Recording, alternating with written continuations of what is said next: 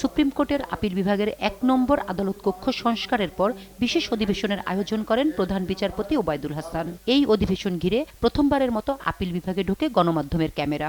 এর আগে উদ্বোধন করা হয় স্মৃতিফলক। বিশেষ অধিবেশনে আদালত কক্ষে আইনজীবীদের উপস্থিতিতে কানায় কানায় পূর্ণ ছিল। এ সময় এজলাসে বসেন সুপ্রিম কোর্টের উভয় বিভাগের বিচারপতিগণ।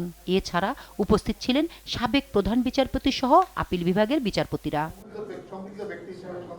বক্তব্য রাখেন অ্যাটর্নি জেনারেল ও সুপ্রিম কোর্ট আইনজীবী সমিতির সভাপতি।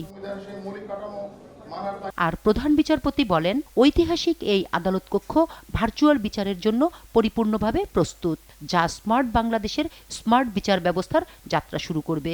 একই সাথে তথ্য প্রযুক্তির সঙ্গে সংশ্লিষ্ট সবচাইতে আধুনিক অনুষঙ্গগুলো এখানে নিয়ে আসা হয়েছে। তথ্য প্রযুক্তি ব্যবহার করে ভার্চুয়াল কোর্টের মাধ্যমে বিচার কার্য পরিচালনা করতে এ আদালত এখন সম্পূর্ণ সক্ষম।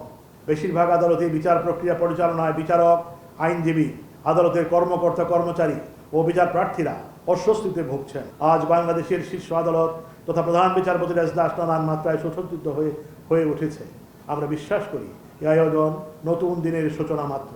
অধস্তন আদালতগুলোতে স্বচ্ছন্দ বিচার প্রক্রিয়া পরিচালনার স্বার্থে এ সকল স্থাপনাগুলোর আধুনিকায়ন ও উন্নয়নের জন্য আমি বিনীতভাবে মাননীয় প্রধানমন্ত্রীর সুবিবেচনা ও সুদৃষ্টি কামনা করছি। সুপ্রিম কোর্ট ন্যায় বিচার প্রতিষ্ঠার গুরুত্বপূর্ণ ভূমিকা রেখে আসছে জানিয়ে প্রধান বিচারপতি বলেন, বঙ্গবন্ধু হত্যা মামলা থেকে শুরু করে যুদ্ধ অপরাধীদের বিচার, সংবিধান সংশোধন সহ নানা আইনি সিদ্ধান্তে ঐতিহাসিক সাক্ষী এই আদালত কক্ষ।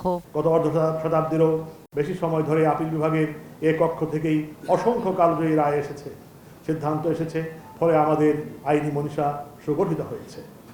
এই কক্ষের প্রতিটি দেয়াল সেই ঐতিহাসিক মুহূর্তগুলোর সাক্ষী হয়ে দণ্ডায়মান আছে। আপিল বিভাগের এই কক্ষ আমাদের জাতীয় জীবনে আরও বহু ইতিহাসের সাক্ষী হয়ে আছে। এই কক্ষে এই মাটির অনেক শ্রেষ্ঠ আইনজীবী ও বিচারপতিগণ দায়িত্ব পালন করে গেছেন, যারা আজ দুনিয়াতে নেই। তাদের মেধা, দক্ষতা ও গভীর পাণ্ডিত্য দ্বারা এদেশের আইনের লিটারেচার বিপুলভাবে সমৃদ্ধ হয়েছে। উপমহাদেশের বিচার ব্যবস্থার ইতিহাস তুলে ধরে দেশের পথিতযশা বিচারপতি ও আইনজীবীদের স্মরণ করেন প্রধান বিচারপতি। 1972 সালে 18 ডিসেম্বর এর উদ্বোধন করেন জাতির পিতা বঙ্গবন্ধু শেখ মুজিবুর রহমান।